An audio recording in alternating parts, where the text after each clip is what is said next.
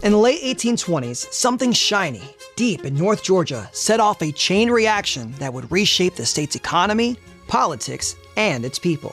It was the discovery of gold. It all began when gold deposits were found near present-day Dahlonega, in the hills of North Georgia. The thought of quick riches attracted tons of white settlers to this area and kicked off one of the nation's first gold rushes. But this land was a part of the Cherokee Nation. As more gold was discovered across North Georgia, the pressure on the Cherokee Indians to surrender their homeland grew stronger. To better understand the impact of the Dahlonega Gold Rush, we need to go back to see how the discovery of this precious metal set the stage for the removal of the Cherokee people. You boys ready to eat yet? 20 years before the famous gold rush out west, hardy frontiersmen set up camp along rivers and creeks of North Georgia with dreams of striking it rich. Gold. It's nice one out there, ain't it? Struck it rich, ain't it? One of these miners could be Benjamin Parks, a farmer who would become a legend after his famous discovery in 1828. He had cattle that came across the Chestatee River up here into the Dahlonega area and grazed. He frequently hunted out in the woods, and in fact, one cold day in 1828, he was out hunting when he came across an area and he stubbed his toe accidentally on a rock, looked down at the rock, and it was broken open, and he found gold. And as they say, the rest is history. The mountains of northern Georgia would never be the same. When Parks made his discovery, word spread like wildfire.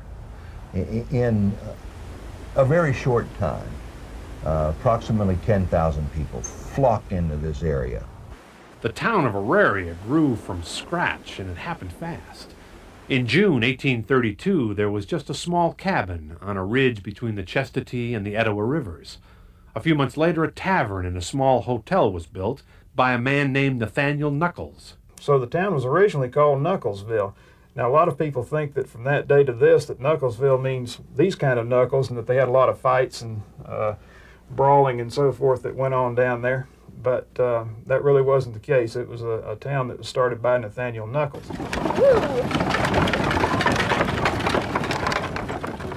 Within 6 months, Auraria was a bustling town.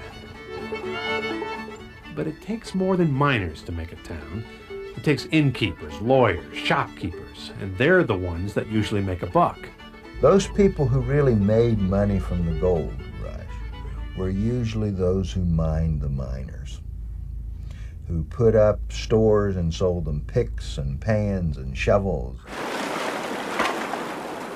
During this period, the miners were squatters, camping and living on land that belonged to the Cherokee Indians.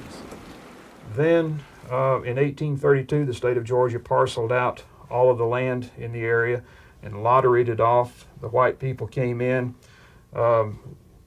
claiming that it was legally theirs, literally evicted Indians from their houses, from their dwellings and farms and everything.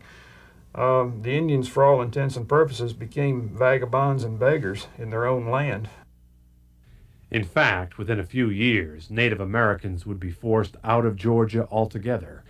But, ironically, the gold rush wouldn't last much longer. Easy-to-find gold became scarce, and there was news of gold discovered out west. Look at that! The kind of people that are drawn to the gold rush are the kind who want to get rich quick. And many of them found that there was just an awful lot of hard work involved here and not much riches. So when word of Sutter Strike out in California reached here, they're the kind of people who have caught gold fever, and they head out west. In the Dahlonega Courthouse Square, miners debated whether to chase that California gold. One prominent man, Matthew Stevenson, pleaded with 200 miners. "Stay here," he said. "There's still plenty of gold left in Georgia." The Dahlonega Gold Rush invited a wave of miners, merchants, and settlers to the mountains of North Georgia. There was so much gold that the federal government even decided to establish a U.S. mint in Dahlonega to make the nation's gold coins.